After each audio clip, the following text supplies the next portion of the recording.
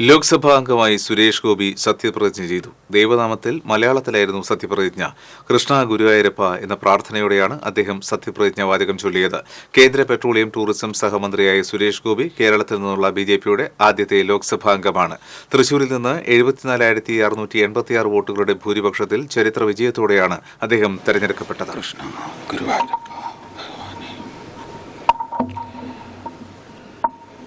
ലോകസഭയിലെ അംഗമായി തെരഞ്ഞെടുക്കപ്പെട്ടിരിക്കുന്ന സുരേഷ് ഗോപിയായ ഞാൻ നിയമപ്രകാരം ഏർപ്പെടുത്തപ്പെട്ട ഇന്ത്യൻ ഭരണഘടനയോട് യഥാർത്ഥമായ വിശ്വാസവും കൂറും പ്രദർശിപ്പിച്ചു കൊള്ളാമെന്നും ഇന്ത്യയുടെ പരമാധികാരത്തെയും അവിഛിന്നതയെയും നിലനിർത്തിക്കൊള്ളാമെന്നും ഏറ്റെടുക്കുവാൻ പോകുന്ന കർത്തവ്യം വിശ്വസ്തമാം വണ്ണം നിർവഹിച്ചു കൊള്ളാമെന്നും ദൈവത്തിന്റെ പേരിൽ പ്രതിജ്ഞ ചെയ്തു കൊള്ളുന്നു.